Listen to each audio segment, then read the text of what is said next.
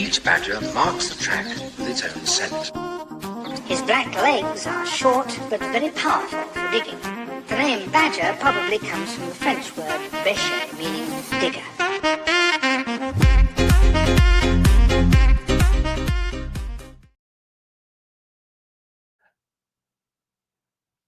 Should really take that off the screen, shouldn't I? Hello, everybody. Welcome along.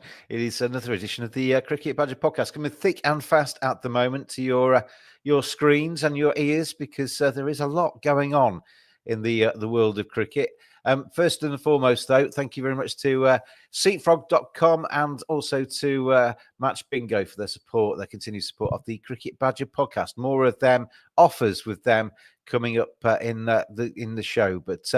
Hello, Lucas. You're with me as always when we're talking about England against India, and there is a lot going on in this series. It is, I mean, for the neutral, I guess it has got incredibly tasty, because there is not just very exciting cricket being played, but there is stuff going on off the field as well. But if you don't mind, I'd like to start by talking about Joe Root, because he's gone ahead of another three players, up to second now in the all-time Test run scorers charts. And if you look at the records that he's amassing, I mean, there was so many records he was ticking off during that fourth Test match. But most runs for England, most Test centuries for England, most Test as England captain, most Test won as England captain, most catches by a fielder now in Test cricket. He's chasing Sachin Tendulkar's 15,921 runs. Maybe 2.5 years. We'll start talking about that seriously. Hopefully he stays fit and firing. I know he's still hungry. Most Test scores in excess of 50. Root's got 104. The record's 119. He's racking up 50s pretty much every single match. Most Test caps. Root's on 157. The record's 200. Most Tests won as an England player. Root's on 72. The record's 83. So when we win the Ashes, he's going to get very much closer to that. And most Tests against Australia by an England player. Root's on 34. The record's 43. So he's got a little bit to go. A couple of series there. But he was racking. I mean, it's also the most Test runs scored at Old Trafford. He went past there. He's already got the most Test runs at Lord's. The guy is a run scoring phenomenon. He's also a really nice bloke, and you must be quaking in your boots, Lucas, with England coming down to Australia this winter. Joe Root being very, very hungry. 5-0 England, surely. Oh, surely. Well, it's the one thing, you know, with that tremendous, fantastic record, he's England's best batsman by a mile, in my opinion. I know you got Alistair Cook, Jack Hobbs. But I think Joe Root's passed them by a mile for me. The one thing where he hasn't done it is Australia. Now, not that his record's bad. It's not like he's averaging 20 or 25. He's still good, but that's the one place where he just needs to tick that little box off, doesn't he? 100 in Australia. He was close a couple of times last series on good pitches. I just don't think I don't think he's going to get those pitches. I think the pitches that he will get, you know, will probably make it very hard for him to score runs in Australia, not just for Joe Root, but for anyone. But no, he kind of goes under the radar a little bit, Joe Root, because he hasn't got like the flair of like a Steve Smith. He just goes by, you know, unratedly. You mentioned there that the wickets might be tough in Australia. A, I don't know if that's going to be true of every single ground, but B, for me, the thing with Rooty is that he stands up more often than not when England actually need him. When the going gets tough, Root gets going, kind of thing, and he has this habit of coming in and shoring up England. And when it's really, really difficult and the ball's not coming on and it's turning a little bit or it's doing a little bit, it's nipping around, that is when he really seems to revel in it and he really seems to enjoy. He's got this kind of masochistic streak. The harder he gets, the harder he seems to concentrate and the harder he plays. And it's a tremendous asset. It's a tremendous record he's put together. I just wanted to mention him at the start because I just think he's special. Yeah, And when I mean like when I mean he doesn't have the flair, I don't mean to be disrespectful. But you look at Virat Kohli, you look at Steve Smith. You know, Joe Root is very gritty. He like even during this Bazball era, the 100 he made, the last test, you know, it wasn't a Bazball 100, it was a fighting 100, traditional 100. So he's that kind of player. Yes, he has scored those Bazball 100s, but he's typically a very gritty, you know, grind down a bowling attack kind of player. And I don't think he gets enough credit for that compared to like a Steve Smith or Virat Kohli. But I respect his game 100%. He is a threat in the Ashes. I will say that regardless of what pitches they make, because, you know, that's the kind of player he is. You know, he's scoring 50s almost every test matches, at least. But no, he's a very special player, and I think he will break that in 2 years' time. I think if the key word that you mentioned is hungry, if he stays hungry, I think he will go around. I think maybe until 2027, maybe the Ashes. Maybe he'll do that in the Ashes 2027 series. I mean, I know Rooty a little bit because I worked at Yorkshire when he was coming through there, and as I say, lovely lad. Kind of bit mischievous, but you know, the one thing about Joe Root is that he lives and breathes cricket. It is his thing. It is his passion. It is what he has always done. It's what he's grown up doing, and he loves batting. And I don't think hunger is an issue. Hopefully, I mean, he's a very fit player as well. Yeah. Keeps himself in very good nick, and as long as nothing falls off him, and as long as his eyes stay good, then I think he could go on. Well, I mean, he can go on as long as he wants, because I mean, he's proud as well, so he's not going to go on past his sell-by date. If he doesn't think he's contributing anymore to England, he might see that as the time to go. But the one thing about Joe Root is the hunger is not in question. He could potentially go on for another 5 years, 6 years. I mean, we've seen batters in the past go on till the early 40s. There's no reason why Joe Root, if he's, you know, all of the other things being equal, couldn't do that if he doesn't want to. I mean, you're a long time retired, and the thing with Rooty is I think he will miss playing cricket massively. The records, I think, genuinely, when he's interviewed, he says, you know, he plays for the team, he plays for results, he doesn't play for records. And I genuinely believe that. He'll know the records are there because everybody bangs on about them all the time. But he would much prefer to score 20 in an England win than 260 in an England defeat. And that is genuinely, I think, how he approaches it. But that's a good thing. And he is massively hungry. You mentioned his Australian record. He's got 950s or something like that in Aussie tests, but obviously not converted. Highest of 86 or something, somewhere in that region. If he gets one early on in that series, he could get a few, I think, because that'll just kind of take the shackles off. And he was often criticised, a few years ago for his lack of conversion. That doesn't happen anymore. When he gets to 50, I'd put your house on him getting to 100. We'll see. Obviously, the Ashes is the next series on, but well played, Joe Root. Fantastic achievement, and more records to come, I would suggest. Let's move on to Old Trafford and the aftermath of that. I mean, I thought it was a thoroughly good match in that it again was competitive. The pitch itself didn't lend itself to a result, and draws happen in cricket. You know, I think. It's not necessarily the worst thing in the world for a draw to happen in a test. I just thought there wasn't enough in that surface. I felt a bit sorry for Liam Dawson, who came in the absence of Shoaib Bashir and didn't really get a track that suited him. He had one spell where he didn't quite land it, but I thought with Liam Dawson, he was at least able to land the ball in the same spot 2 or 3 times on the bounce, where Shoaib Bashir can't do that. And I thought we could see there that he had something, and I think hopefully he plays at the Oval. He's in the squad for the Oval, and maybe gets a little bit more help in that. But the big talking point after that Test match was, or at the end of that Test match was, the last hour came. India had obviously saved the game because they'd batted so well, and I saw a few people querying whether they batted well because it was such a placid track. Anybody could do it, kind of thing. Of course they couldn't. You still need the mental. There was still a few balls popping up. There was still a couple of balls spinning every now and again. And you still need to have that mental capacity to withstand the pressure and stay there. So, of course, they batted brilliantly. And to me, it got to the start of the last hour. Ben Stokes was more than in his rights to approach the two batters and offer the shake of the hands.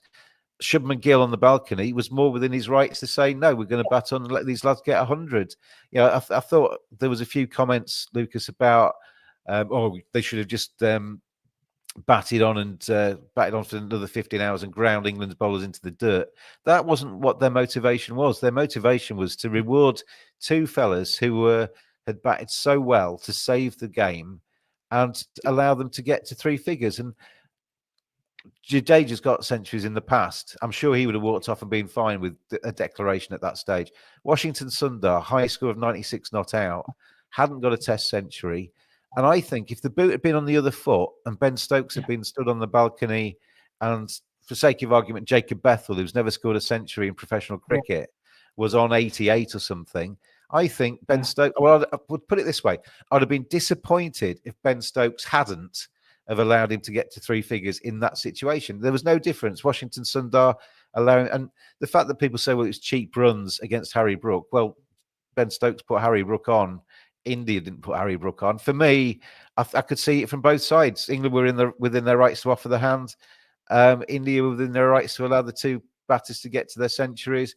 What I didn't like was that Zach Crawley and a few others chirping away from close in, making comments and swearing a little bit at Jadeja for staying out there. That's none of your business, Zach. Just back off.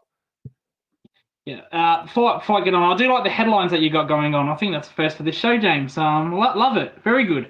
I agree with you. I created those, Lucas, when you were rattling away before we pressed go live. Yeah. That's actually good. I agree with that. I agree with most of what you said. Shubman Gill had within his rights not to declare. Ben Stokes had every right to shake hands.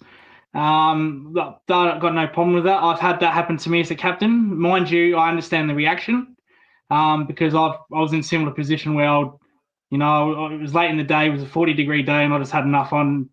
The batsman said no, stay out there. Didn't really like that. But anyway, what I didn't like was when there were six players almost in a circle abusing Jadeja. Now, I said to you in the second Test match where India were with six bowlers lined up clapping Zach Crawley, I didn't like that either. And this I didn't like. I thought that was taunting, just like the second Test match with Zach Crawley. I thought that was the bang out of order for me. I thought that was a little bit immature. Now, with Harry Brook bowling, agree with you. Ben Stokes put Harry Brook on, not India. But with all due respect, Harry Brook probably should have bowled more overs on day 3 and day 4 to save the work ethic of the bowlers, which we've mentioned in the last Test match. Did you see him bowl, Lucas? Did you see what he was bowling? He was bowling utter dross. It's like they didn't care. The white flag, I didn't like that either. The way he was bowling, he was just bowling his arm over. The white flag was up. There you go, Jadeja, and Washington hit your 100. Apparently, Ben Stokes just said to him, "Don't do anything silly. Don't get yourself injured." So he literally came in and just flopped his arm over and didn't do anything to strain himself. I understand why Ben Stokes was a little bit miffed because they hadn't got the result they wanted. They'd been out there a day and a half. They just wanted to get off. They knew they weren't going to win. They wanted to get off. They wanted to get changed. They wanted to go off and do something else. I totally get that. So I understand why they were a little bit knocked, but that should be up to the captain to express that, not a kind of 5 or 6 other people kind of backing him up and chirping away and getting angry. I didn't like that at all. And I didn't like it. I've got to say as well, I didn't like it when similar things happen, not necessarily exactly the same circumstances, but when Virat Kohli got a bit gobby at times and stuff. I didn't like that either. I just don't like that kind of behaviour. I completely agree with you. It wasn't Jadeja's fault. Harry Brook and Ben Stokes saying, "Oh, do you really want 100 against, Harry Brook and Ben Duckett, blah, blah, blah." Another thing I can understand is Liam Dawson. Ben Stokes wanted to put on Liam Dawson. And it looked like Ben Stokes was actually going to drag Liam Dawson to the pitch. And Liam Dawson didn't want to bowl. I can absolutely understand that as well. And I hope Liam Dawson, didn't get in trouble for that, though that's his captain. The second part I didn't like with the shaking of the hands is when they did shake hands eventually, they were going after Washington. Duckett was mouthing off to Washington. I didn't like that. Once you shake hands for me, that's it. It's done. Yeah. You know, go back to your positions, go back to the dressing room, you know, and don't go on with it. That I didn't like. And then in the end, you know, they gave him a send off, whether that was sarcastic or not. It looked genuine to me. But when you shake hands, don't have a go at another player or anybody. You're shaking hands. You respect the game. That's it. So I did not like that from mainly Ben Duckett. Another thing that I didn't like is Jamie Smith. I don't know if it was Jamie Smith or Joe Root, so I apologise here. When at the end of the over, the stump mic said, "Why are you meeting up in the middle?" Well, it's the end of the over. It's the end of the over. What are they going to do? You know, they're supposed to do that. So I didn't like that either, though I don't know who said that, one of those two. But apart from that, I can understand emotions going off. I can understand the way Stokes reacted. But just don't cross that line. I think that line got crossed just like the second test match with the Indian players casually, sarcastically clapping Crawley. The Constas, remember the Constas Virat Kohli stuff in Melbourne late in the day. I thought that was a little bit different to that because that was actually part of that was really into it. I didn't mind that, but I thought that was a bit overboard, especially when you're shaking hands and then you still go on with it. That's a bit disappointing for me. Yeah, I mean, I did like ahead of the test, they interviewed Mohamed Siraj in one of the presses, and one of the journalists said to him, "We saw a little bit of niggle and needle and stuff in the last test. Is that going to continue into this one?" And Mohamed Siraj has got quite an expressive face and big eyes, and he just kind of like looked at the journalist with eyes wide and just went yes, and then just started laughing. And I think he's good value, Mohamed Siraj. I know a number of English fans don't like him because he can be a bit snarly, but I think he's one of those players that when he's on your team, you love him. When he's against you, you probably don't. But he's wholehearted, and I really like Mohamed Siraj. We should mention as well, we're on the this is the Cricket Badger podcast, but we're also broadcasting on the Gaurav Iron Cricket channel on YouTube as well, and to like and subscribe that whilst you're there, and also obviously if you're watching it on the Cricket Badger YouTube, then like and subscribe on there too. And Bulldozer Williams says it should always shake hands. It's good sportsmanship. Taunting doesn't have a place in cricket. England to win the 5th test, he says. And the Hoops crew, hello, the Hoops crew. He says, take your shirt off, Lucas. I think that might be a comment to who the shirt represents rather than necessarily wanting to see your rippling muscles underneath it. But we will move on from that. The next thing that we're going to talk about is another controversy that's happened in the last couple of days, and that's the Gautam Gambhir spat with the Surrey groundsman, which I really don't like this. I mean, I've so many comments on Twitter that I've had over the last few days on this and on the handshake stuff. It's I mean, I guess that's good for cricket. The fact that these controversies kind of get people talking about cricket is a good thing, but maybe it would be nicer to talk about Joe Root cover drive, and get hundreds of thousands of comments on that instead. But I did think that this stuff with the groundsman at the Oval, obviously in preparation for the 5th test, which starts tomorrow. It's Lee Fortis is the groundsman, and he's a big lad. Lee Fortis, he's a big unit. I wouldn't want to get on the wrong side of him, but I understand within cricket. I've never met Lee, but he's obviously very precious about his track. That's fine. He's the groundsman. That's his baby. And he can be a little bit prickly. I don't know what he said. I don't know whether he's in the wrong or if he's in the right. I have no idea. No firm opinion on that because I don't know. But I have seen what Gautam Gambhir said to him, and I'll just read it out because he's basically Gautam Gambhir's comments were, "You stop it. You don't tell us what we need to do. You don't tell us what we need to do, okay? You don't need to tell us. You don't tell any of the squad what we need to do. You have no right to tell us. You are just a groundsman. You are just a groundsman. You stay in your capacity. You are just a groundsman, nothing beyond. You are just a groundsman." Now, I have no objection at all with Gautam Gambhir sticking up for his team and sticking up for what he thinks is right.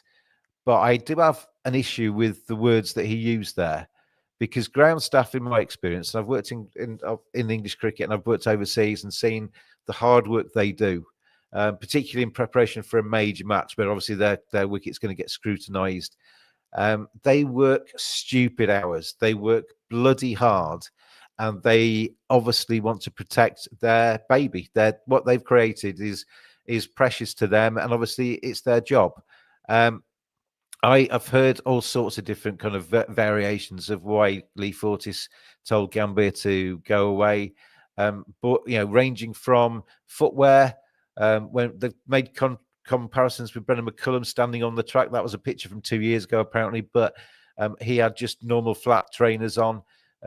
Apparently, Lee Fortis suggested that maybe some of the Indian coaching staff had rubber spikes, and that might dig up the top of the wicket. And then I've seen Indians also accuse him of racism, and that he allows white people on the pitch, but he doesn't allow brown people on the pitch. Well, that's just bollocks, with all due respect. I've not seen any suggestion that race is an issue with this, and I think bringing racism when there are genuine cases of racism in cricket, I think bringing this down to racism is wrong myself. But the way Gautam Gambhir said what he said is it's kind of superior, arrogant, classist, almost like I am a head coach, you're just a lowly groundsman, you just get back in your basket. I think that reflects really badly on Gautam Gambhir, and I think it basically, if you're a groundsman anywhere in the world and you know that the Indian head coach has that kind of opinion on groundsmen, that you're basically just the person that pushes a lawnmower to clear off. You have no opinion, and you almost don't deserve to be in my presence. I just think that's just an awful look for cricket. It is an awful look, but again, as you said, we don't know what was said before that. Now with the comments, sorry, I'll let you speak in a second, but I'm just going to cut in there. I don't care what was said before. If Lee Fortis told him to F off, blah blah blah blah blah, you basically use the proper channels. You say, don't speak to me like that. Blah. Don't just kind of like get on your high horse and just kind of demean him because he's a groundsman. Demean him because he's been an idiot. And we don't know if he's been an idiot or not. Yeah, well, exactly right. If you want to have a go at him, at least have a go at him, for something that's relevant. This may have nothing to do with that, but there are, in Australia, we see this a lot with groundsmen. They're kind of arrogant when it comes to, and I'm not saying this about Lee by any chance, so don't twist my words, but with groundsmen, with weather, we see all the time in Australia, groundsmen, they'll come on the ground before the umpire even signals them to come on, which I've always been against that. I think that's ridiculous. 95% of times they are right technically, but sometimes they do get it wrong and look stupid when they go back and do nothing. So sometimes groundsmen can overstep, but Gambhir should not have said that in that way. That's really poor behaviour, in my opinion. He's out there doing a job, as India are doing their job. Their job is to train and whatnot. But Lee's there to also look after the grounds. Now, again, we don't know what was said back and forth, but everyone has a job in that situation. Now, as you mentioned, Lee is a groundsman. His job is there to look after the turf. Now, let's say if India are fielding in a training drill, they dig up the turf. It's his responsible to replace that because he's a groundsman. And if he doesn't, then ICC are going to find England, and it looks horrible for him. So if India were doing that, if they were digging up the turf or mucking about on the pitch on their sneakers, he has every right to say, hang on, I don't want my team to get fined because it'd be their responsibility at the end of the day. So I think he's well within his rights to say if that happened, he's well within his rights to say, let's just pull up a little bit, calm down, let's not dig up too much of the pitch. I have to look after it. And Gautam Gambhir probably just went off the chain and probably just shouldn't have said that. So I agree with you on that 100%. But groundsmen can be a bit arrogant at times, like we see in Australia. So there's that argument as well. It's possibly fault on both sides. It's possibly not. I don't know, but I just feel that those Gautam Gambhir comments are, just wrong. Basically, we should say, I'm going to play the advert for Match Bingo. Thank you very much to them for their support of the Cricket Badger podcast. Let's go.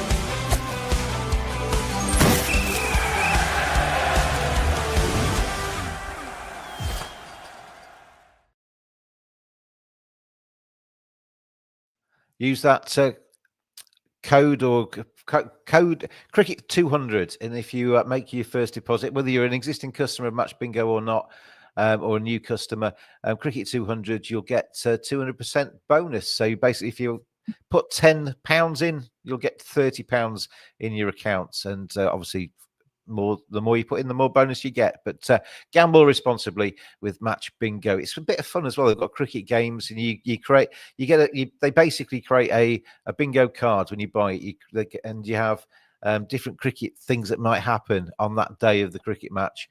And as those events happen, you get ticks along your lines and what have you. And like normal bingo, if you get a full line, you win, and if you get a full house, you win. So it started on X, didn't it? People would make these things on Twitter or X as it's called, and bingo. So it's good to see that they've decided to make a betting out of it. That's fantastic. I love that idea. So well done to Match Bingo. Yeah, so thank you to them for their support of the Cricket Badger podcast. Let's move on then to the overall scheme of things. There is cricket being played as well as all of these other things that's happening, and the series after India's fight. And it was, to be honest, I don't think England would have, even on a placid track, would have been able to apply themselves as well as India did to save that game. And we saw Edgbaston when England was set a hypothetical, really 608 to win. They made nothing, no fist of kind of trying to bat long to survive in that match. Different surface, of course, but I think India did brilliantly. Shubman Gill, his series is just bonkers. Another century for him, his fourth of the summer, and he's breaking records. I think he became the third Indian ever to get 700 plus runs in a series, and obviously he's got 2 potential innings at the Oval to add to his tally. I think probably the Don's record is safe. Was it 984 runs he scored in 1934 or 1930? I think he's going to have to get a massive score to beat him. He's going to have to be Edgbaston-esque. But Shubman Gill, wow, what a first series as captain with the bat. Captaincy maybe starting to come on a little bit as well. But India fully deserved to come away from Old Trafford with the draw. But it sets us up very nicely, Lucas. 2-1 England. We've got obviously an England win. Takes them to a 3-1 series win. An Indian win levels things up at 2-2. So all to play for. Yeah, there's a lot of selection drama, not just for England, for India. Jasprit Bumrah must play for me. Must. He's not. That is an. I think that's stupid. That's a fitness thing. Yeah. I think he's not fit to get through the 5 days. This isn't a one-off test match. This is they win this, they retain the trophy. We talk about is he the greatest bowler ever. Let's look at these fast bowlers. Let's look at McGrath. Let's look at Roche. Let's look at Brett. I'm going to mention Bretley here because he's fast bowler, different kind of bowler. They always wanted to play test match cricket, even when they had niggles. Now this is ridiculous. It happened in Australia as well with Bumrah.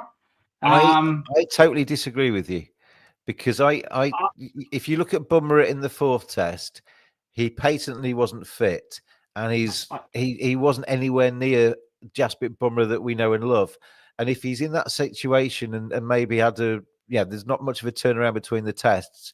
If he's not fully functioning, then I totally think that he should stand aside. And to be fair, Lucas, as well, the only test match he's missed is the one they won. Yeah, well, 10. Yeah. I get that, but you are talking about potentially the greatest bowler of all time, pacer of all time, and all these pacers I mentioned, they wouldn't want to miss a test match, even if they had niggles. I think the risk versus reward is far superior in my opinion. I know you disagree. But like I said, this isn't a once-off Test match. They win this Test match, they retain the trophy. I think the risk is rewarding. Now, I don't want Jasper Boomer to have a stress factor. That's not what I want. I don't want him to have some kind of ACL or knee injury. That's definitely not what I want. But I just think the risk versus reward compared to other bowlers who would be in these situations, like a Stark or a Cummins, they would want to play. So, again, I don't know how bad the injury is. Maybe I'm being a little bit harsh on Boomer. But when he got rested, I didn't like that either. I thought that was ridiculous. They won that Test match, never mind. But I just think with this case with Boomer, the reward is worth the risk, in my opinion. Now, I know they've got Test matches coming up. They've got West Indies. With all due respect to West Indies, they're a basket case. South Africa, up and down. Well, they did beat us in the World Test Championship. Yeah, okay. You're dying to say something, I know. Away from South Africa, suspect, because that series is in India. So I don't think. I think, like I said, the reward is so much better than the risk, in my opinion. I would have thought. Please have a go and move the South Africa game. James, go for your life if you want to rub that in. No. The South Africa just beat you. Full stop. I think India would, if they possibly could, they would get Jasprit Bumrah in that side. So there's obviously something, and that's his decision, but it's also strength and conditioning, physio, all the rest of it, medical decision too. And he is one of their prize assets, and you've got to look after that prize asset. And 5 days in London against the rest of his career, which one wins out? It's obviously a big match for India, but they've also got to look after him as well. So I can see, there must be a reason why he's not playing, because you'd get him out, wouldn't you, if he was anywhere near fit? So he's obviously not. Siraj will lead that attack. And when he did do last time, he took 6 for 40 something in the first innings. He bowled really well, and I think Siraj to step up when Jasprit's missing to lead the line. So will be interesting to see how that goes. As far as England are concerned, they've added Jamie Overton, haven't they, to their squad? So it's a 15-man squad. I mean, England's hotel bills are going through the roof, aren't they? The amount of players in the squad for this series. I mean, it's a grueling series. They're basically 5 Test matches almost in 6 weeks. It's hard work. The amount of overs and stuff that some of the players have been having to bowl and what have you are going to takes a toll on the body. So they've brought Jamie Overton in. I think. Well, I'd be surprised actually if the 3 players, Bryden Cast, Chris Wokes, and Jofra Archer, if at least 2 of those don't miss out at the Oval. I mean, Jofra's not long back from injury. Whether he can play 3 matches on the bounce is debatable. Only he and the medical staff with England know. Chris Wokes, it's a big ask to ask him to play all 5 tests of the series. And Bryden Cast too. I think his performance has dipped a little bit at Old Trafford. Maybe it's a chance for him to have a rest before, at the end of a big series. So I can see, I mean, it's not a bad time for somebody like Jamie Overton to come into the 11 on his home ground, obviously the Oval. And if he does get picked, then a chance to really, I would imagine he's on the plane to Australia regardless. But if he has a really good Test match, he's just reminding them that he's potentially there for the 11 for the Ashes as well. So opportunity there. Hopefully, as I say before, hopefully Liam Dawson gets a track that actually helps him a little bit more. We did see as well with Liam Dawson, I thought he batted really well. He got a horrible ball that he got bowled with in the end. I think one popped up and then the next one kept low. That was going to test anybody. But when he came in, he looked really well organised. And he was far less frenetic than Zach Crawley and Ollie Pope. He looked like a proper batter. So him at number 8 in England's order really does solidify that lower middle order. And I can still see the advantages with Liam Dawson in that Test side over Shoaib Bashir, albeit left arm spinners don't necessarily do damage as much in Australia as off spinners or leggies. Rian Ahmed. He's really waving at the selectors at the moment. I was saying earlier on in the summer that he wasn't bowling enough overs for Leicestershire because he was still taking a few wickets, but he was not even their first choice spinner. But 5 centuries in the Championship, batting further up the order, and 13 wickets in the previous match, and he is really effectively kind of writing out his own plane ticket to Australia. I mean, I'd be really surprised if they don't take Rian Ahmed in the Ashes squad down under this winter. Obviously not in the 5th Test squad, but there may be opportunity to play more than one spinner in Australia, depending on the surfaces. And if it is Shoaib Bashir or Liam Dawson plus Rian Ahmed, I think that, I mean, you're probably not going to put a left arm spinner with a leggy, but we'll see. But all in all, I was said at the start of the series, I was looking forward to this summer and England against India, and it hasn't let me down. I have thoroughly enjoyed the 4 Test matches that we've had. I think as long as it doesn't go too far, and it maybe has done a couple of times, I like the kind of the feistiness on the pitch as well. I think that adds a little bit to it. It gives us something to talk about for sure on podcasts and on Twitter feeds. But I've really loved it, and hopefully the 5 days at the Oval on Lee Fortis's pitch will be a really good end to an excellent summer. It's just a shame. Just finally, before I let you come back in, because I know I've been rabbiting for ages, it's just a shame there's no Test cricket in August and September, because we've got the 100 coming up in August, and of course we can't tread on that competition's toes. But this Test series, Lucas, for me has been marvellous. It's been absolutely fantastic. I'm glad it's a 5 Test series as well. You know, there was talks maybe a 4 Test. No, the 5th Test is I'm so glad it is. And I think from now on, you know, these big series should be 5 Test matches. Now with selection, I 100% agree with you. I think the one bowler they really need to look after, for me, that can do a lot of damage in Australia if they go with the bouncy hard wicket, which I know you've got a different opinion in this. I don't see it. I think they'll make 5 green tops, like they did against India. That's just me.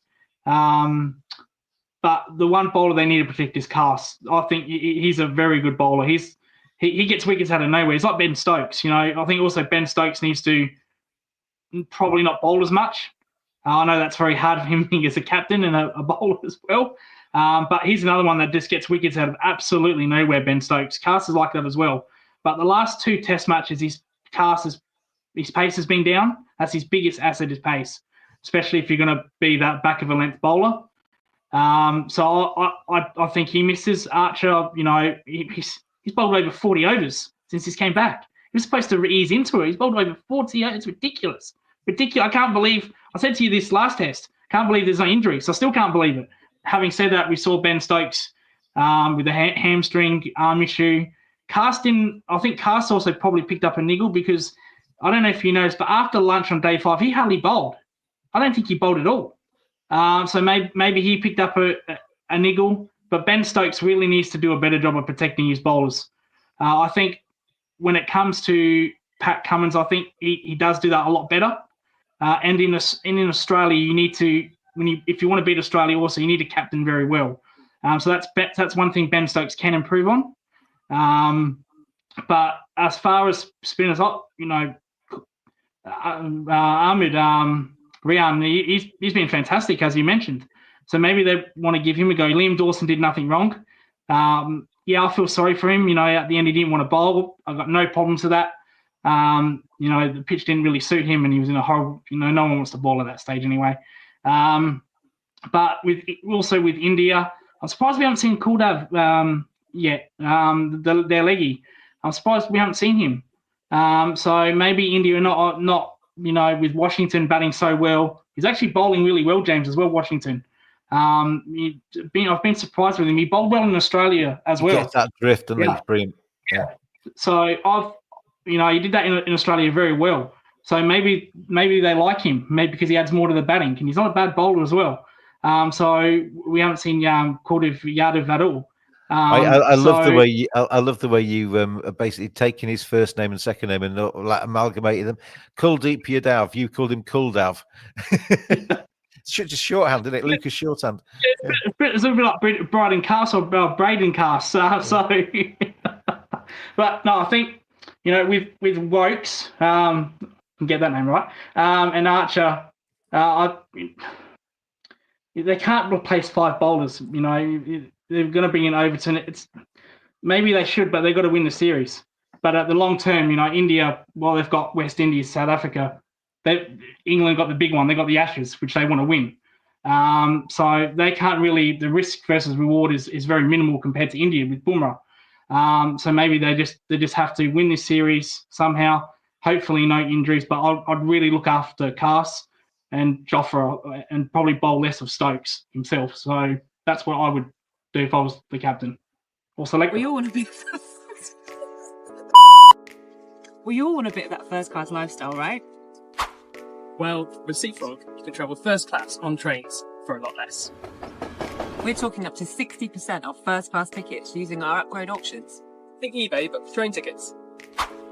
Win your upgrade and you can enjoy food, drink, and a whole lot of legroom. We've got the alcohol.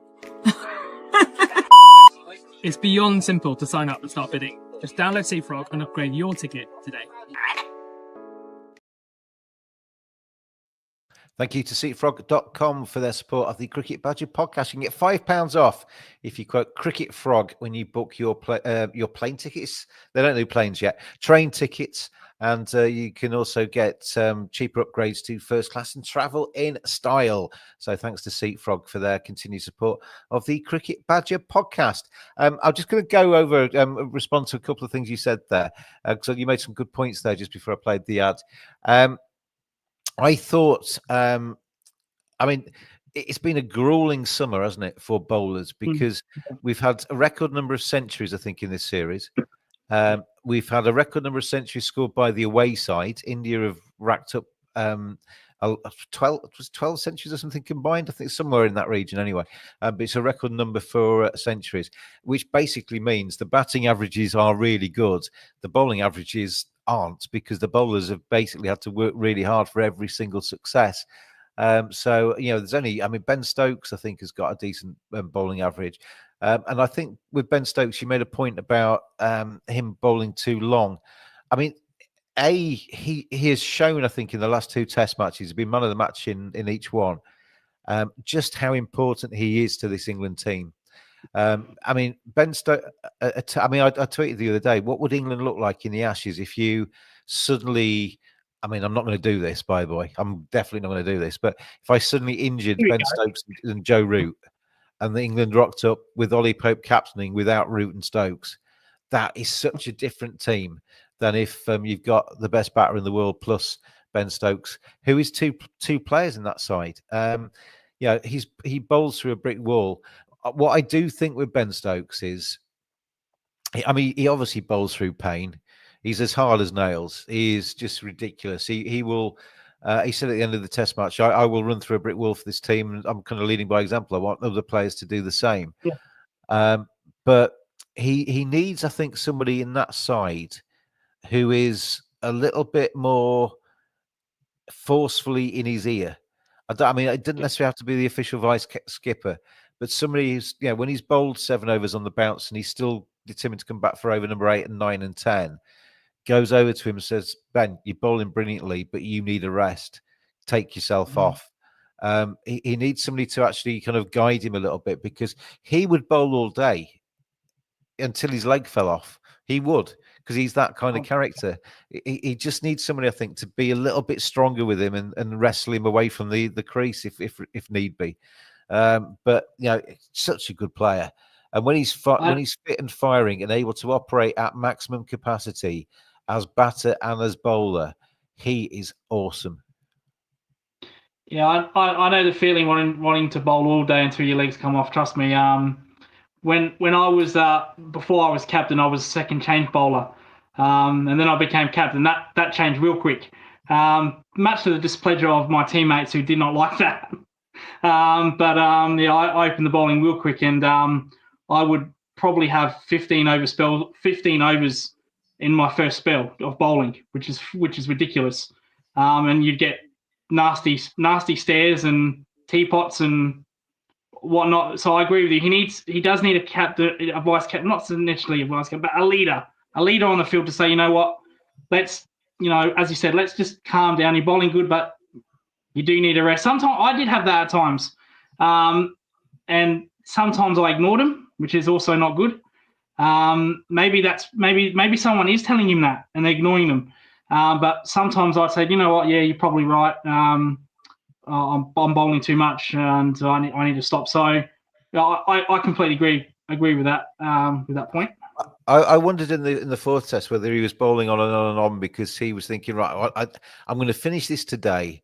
We're going to win this today, and if we do win this today, then obviously we've won the series, and I might, if need be, I can rest at the Oval and Ollie can captain. But obviously that hasn't worked out. And Ben Stokes, whether he has to be held together by rubber bands, will captain that side at the Oval. He will still be there, but we will see how that goes. Sumya Brata Sahu. Hello, Sumya Brata. He says, what will the pitch be like according to you? I've not actually seen I've seen a little bit of the surface this year. For Surrey, they tend to, if they win the toss, they tend to bowl second. Bat second and bowl first. They like to. The amount of times I was watching one of the games on the feeds earlier, and the commentators were saying that the amount of times Surrey have bowled a team out on day one and then batted sort of for an hour or something at the end of day one and been sort of like 60 for none or something at the end of play. That is their strategy, and it works well for Surrey. Yeah. How well it will work because I think days 2, 3, obviously 4-day county matches, days 2 and 3 are the best days for batting. So if the same principle applies, then you could quite easily see if Ben Stokes wins the toss. And I think India have lost 14 tosses on the bounce, which is the probability of losing 14 tosses on the bounce, something like 16,000 to 1 or something ridiculous. So they're due a toss win, but if Ben Stokes does win the toss, I could quite easily see him putting India in at the Oval if they learn anything from Surrey. But it tends to be a decent enough batting track. When they played with the Kookaburra Bull, that was the match that Surrey racked up 800 plus, which they didn't win that too long. There are runs to be had at the Oval traditionally, anyway. I hope it's a fair pitch. Now, a couple of years ago in the Indian series against Australia were in a similar position. They were down 2-1. If they won that next match, they'd retain the trophy. India made the flattest pitch in the world. I think Kohli made a 180. Cameron Green made a 180. Smith made 100. I think Stark made 80 odd. So I don't want to see that. I think that'd be a terrible look if they just make the biggest row possible and it's a draw. If there's good cricket and it's a draw, that's fair enough. But if there's like 1,000 runs scored in this Test match and there's a draw, I think that'd be very disappointing. That would be a bad way to end a good series, James. You forget, Lucas, that England don't do draws. That was only the second draw in the Buzz Ball era, and that both draws have come at Old Trafford. So England don't do draws. Rhubob, hello, Rhubob. I'm sure that's not your real name, Rhubob, but hello, Rhubob. He says the first couple of days are supposed to be decent for bowling. Yeah, that's kind of what Surrey tend to do, certainly day one anyway. And Rhubob asks, Lucas, are you as quick as Stokes, or were you as quick as Stokes when you bowled? No, not when Stokes is fully fit in his prime bowling. He's about 135, 140. No, I was around, and I'm talking about kilometres. I was around about, my average speed was probably about 128 to 130. So I was just a medium pacer. I was quicker than Webster and Marsh. But no, I wasn't a 135, 140. So I'm probably there with Boland. But I've,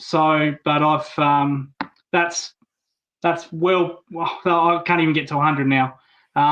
That's gone these days, even though I'd love to snap my fingers and get that pace back and be how I was 10 years ago. I would really love that because I do bowl these days a little bit more than I used to. I do like to take the gloves off and bowl.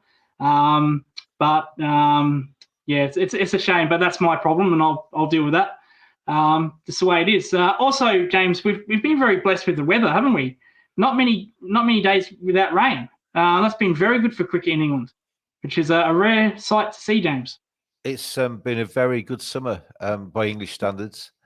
We've had well, 3 official heat waves so far. I mean, don't get me wrong, there'll be people around the world watching this who are sitting in 45-degree heat and thinking that getting to 30 is cold, but in England, sort of the high 20s, 30, low 30s is hot. And it's a different heat you get in England, and the heat you get in England can be a little bit more oppressive, a bit more humid, and a bit stuffed, a bit muggier. So not necessarily nice heat when it gets that hot, but we've been really blessed with the sunshine, and I know a lot of farmers and what have you are praying for rain or whatever. We'll see. So I've just been doing the conversion there of your bowling whilst I was talking. So you were about 80 miles an hour then. 128 k is about 80 miles an hour. That's what I. When I sometimes you go to grounds and you walk around the back and there's concessionary stands and what have you, and they sometimes have those bowling areas where people can go against the speed gun and test how fast they bowl. And you see people who think they're fast and they run up and they bowl and it clocks up 58 or something on the 58 miles an hour on the speed gun, because I don't think people realize, unless I've been lucky enough in my working life to be right up close to cricket nets when you've got a Mark Wood or a Sherry Actor. When I was up close to a cricket net when he was bowling, he was rapid. And it is scary fast how quickly that ball comes down and how little reaction time a batter has.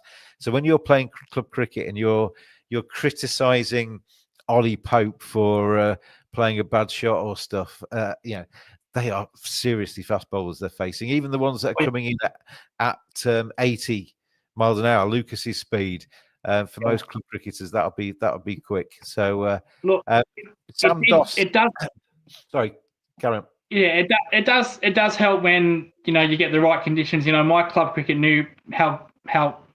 It's going to sound really egotistic here, but that's how I captained. When they realised I was like really that good, they would assist. They would doctor pitches. Put a little bit more grass on just to benefit me. And we had also another good bowler who was bowling that as well. That does help. In with all due respect, because I was a seam bowler. I did try to be a swing bowler. I thought that would be good. Not a swing bowler like late swing, but out the hand swing. At least the minimal out the hand swing. But that was more easy to pick up, especially if you're not that quick. But I was more traditionally a seam bowler, but I did like to swing it at times. I wasn't a skidder. Tim Breslin, when he was a great bowler, Tim Breslin. People say he wasn't quick, but he skidded it on. He penetrated pitches. When they won the Ashes that year in Australia, he was very important to that team.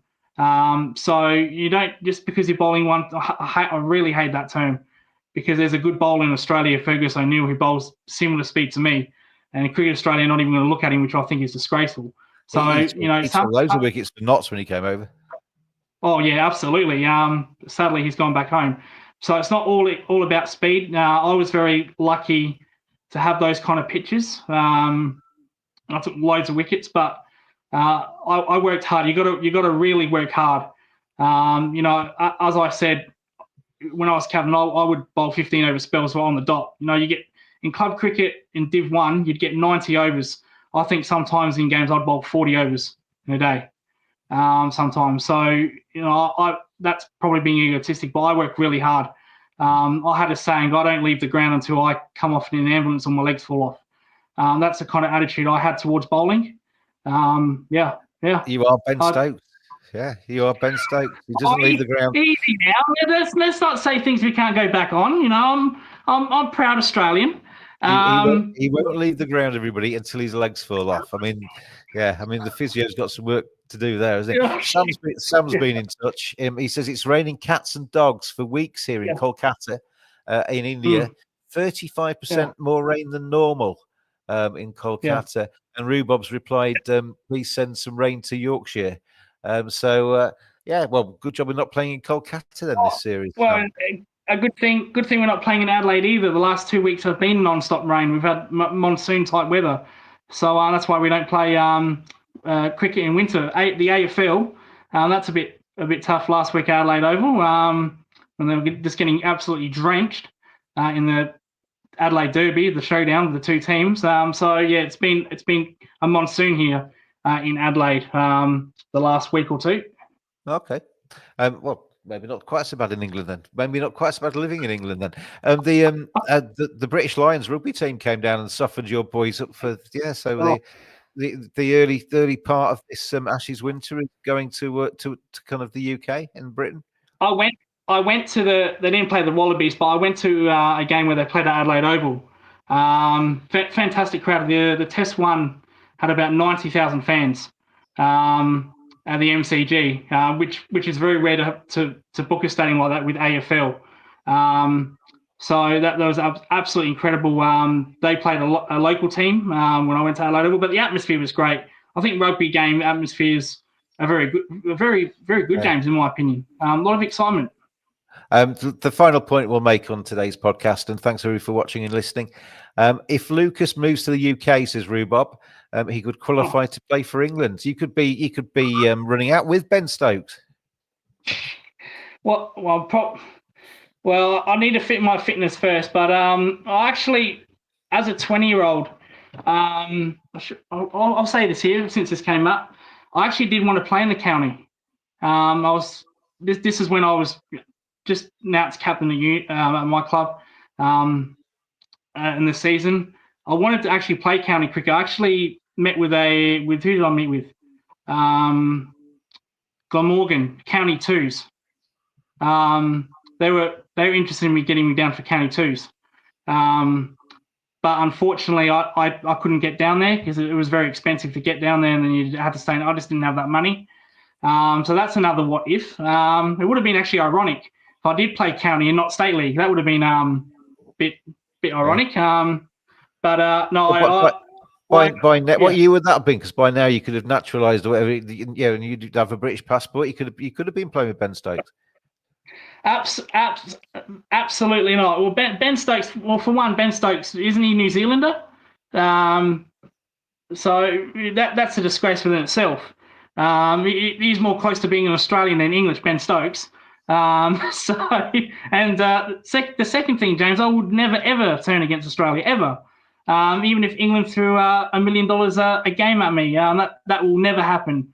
I'm proud to be Australian, and no one's going to turn me into a what do we call you? A pom, James. It's never going to happen. You're there criticising the English setup for having Ben Stokes, but you've got quite a few Yorkshiremen playing in Australia. Yeah, we dropped the South African Labuschagne, but no, you have Inglis. He's came into the Test team. No, you got me with that one, but to each their own. I think Josh Inglis was involved in the Yorkshire setup when I was working there. I didn't actually know him at the time, I don't think, but so he's a Yorkshireman. So you basically had to import some of your best players.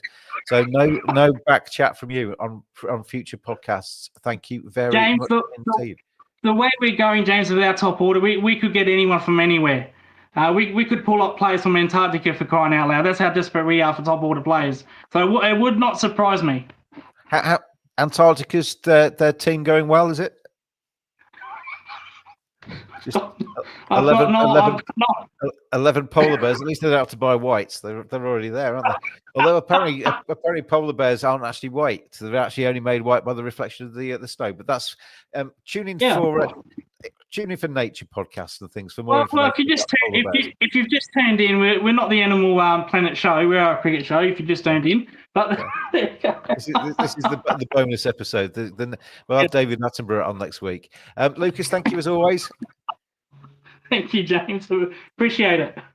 Thanks for watching and listening, everybody. Thanks to Seat Frog and for Match Bingo for their support of the cricket podcast.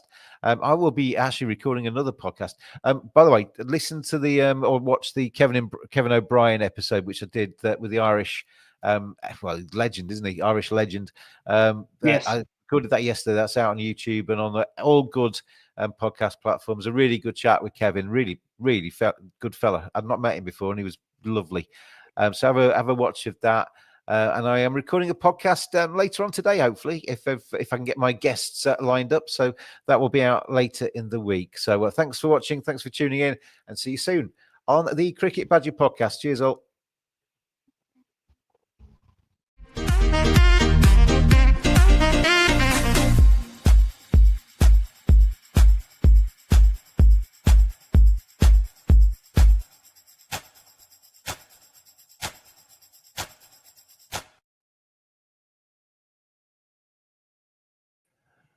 Thank you very much, mate.